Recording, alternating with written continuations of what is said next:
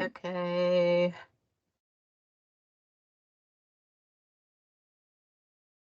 So we're recording.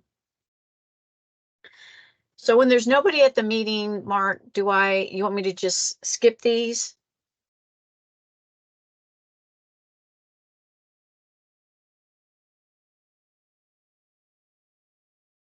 You could just go through this front matter, but you don't need to do all the rules of, public engagement, be nice to each other and everything. Okay. So we'll go ahead and start. So I am the plan amendment case manager. Here's my contact information. Jonathan Tomko is the zoning case manager. This is his contact information. So I'll go over basic case information. We'll just briefly show the slide on group discussion because there's nobody here. How to participate in this process. Why is there a plan amendment application? What is a future land use map? After I do my presentation, Victoria Hasse will do her presentation. And if anybody happens to log on between now and the end of the presentations, then we will have the Q&A.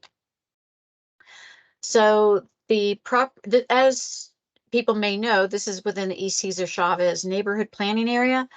Property addresses are 1001, 1005, and 1010 East 2nd Street, 206 and 112 Medina Street, and 105 San Marcos Street. It's 1.3 acres. The plan amendment case number is NPA 2023-0002.01. Project name is Christ Church Planning. The request is to change the future land use map from recreation, open space, single family, and civic to mixed use land use. There are two zoning case numbers, C14-2024-0010 and C14-2024-0017.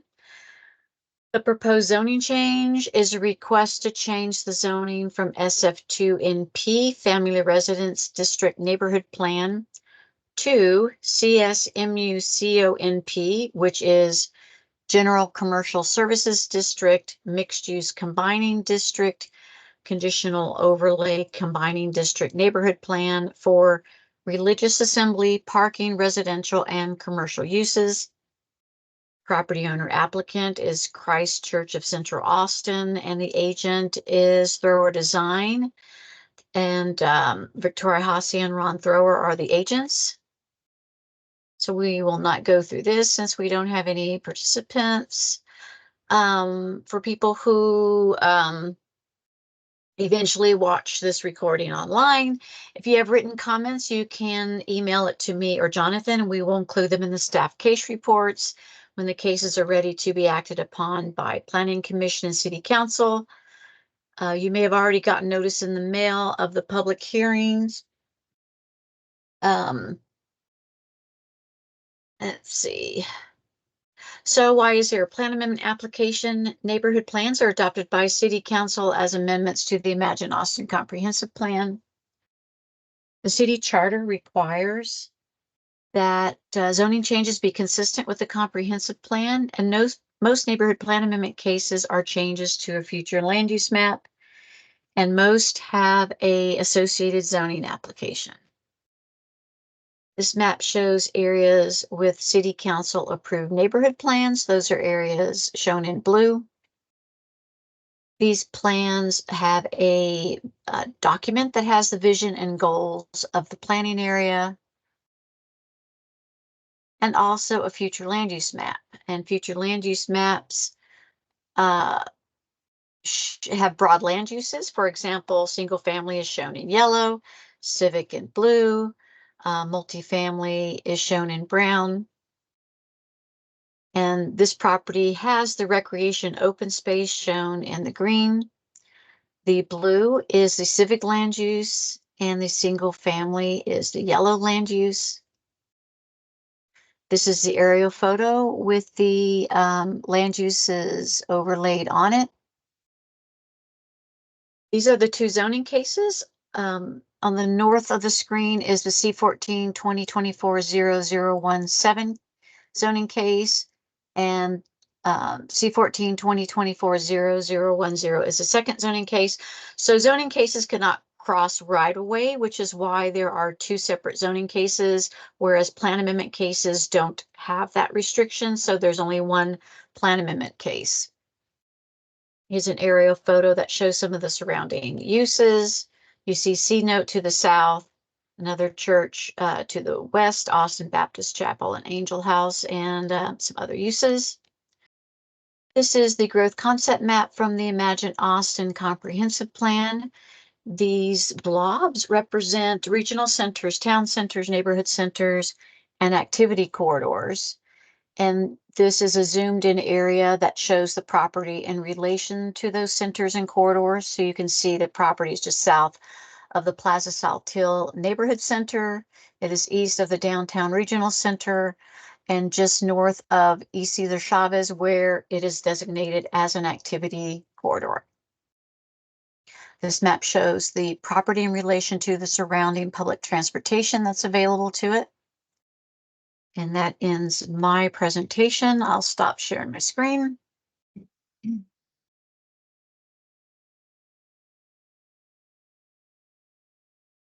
It's up to you. It's ready for you. Okay.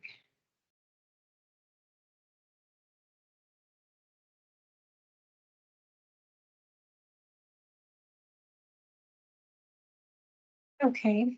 My name is Victoria Hasse with Thrower Design on behalf of the landowners Christ Church of Austin. The church owns the property that is outlined in yellow. The property to the north of East 2nd Street is currently used as a parking lot. It's about 0.45 acres. And the property to the south of East 2nd Street is the property where they actually have their sanctuary and administrative offices and other classroom space on the site that's 0.88 acres.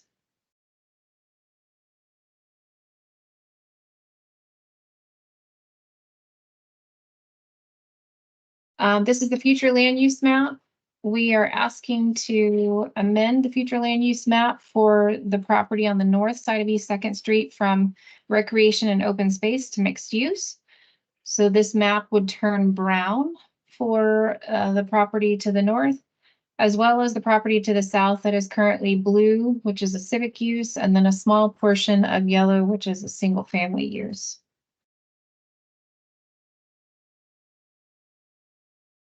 This is a zoning map. As Maureen said, we're asking to rezone. There's two zoning cases, and in both zoning cases, we are asking to rezone the properties to CSMU, CONP. And we're asking for a rezoning because the church is in need of additional space for their church programming. Their parish house needs, they need classrooms and meeting space and administration office spaces. So essentially the church is needing to expand a little bit, not to expand their sanctuary, just to expand their programs and meetings that they have outside of normal church service hours as well. They also, with this rezoning and the project that comes forward, they would like to add parking and formalize parking. Right now, parking lot across the street is a dirt parking lot and doesn't quite meet the needs of the church, and so they would like to potentially do structured parking so that they can also assist with maybe having less of their members parking in the neighborhood on the streets. Part of their desire with future development is to provide some affordable housing units with whatever plans that they move forward with. And some of that could potentially have a small retail component like a coffee shop, something that would support the church's mission and also be a destination for the community. So we are looking at a process timeline. Today, we're having the city hosted neighborhood plan amendment meeting. After this meeting, staff will establish their recommendation, which we estimate will take 60 to 90 days. We anticipate being at Planning Commission in June and at City Council, maybe hopefully around September. And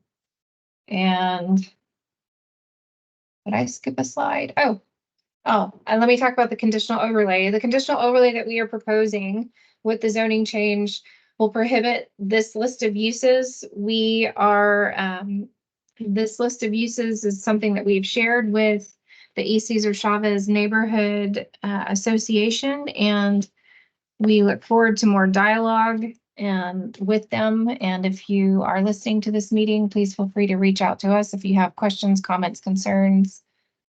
And that's it for us. Thank you, Victoria. Maureen, do you want to put up slide and talk about what the next steps in the process are? And then we can end the meeting early. Okay. So as I mentioned in one of the earlier slides in the meeting, this is my contact information. Jonathan Tomko is the zoning planner. As Victoria said, after this meeting, I will meet with my team. We'll make a recommendation on the request to change the future land use map. The zoning team will then meet. They'll make their recommendation on the proposed zoning. We will reach out to the applicant and start letting them know when we think we'll have a case report and final recommendation ready. And once we get that date established, so just to let you know, the case was postponed from the February 13th Planning Commission hearing to the March 27th Planning Commission hearing date.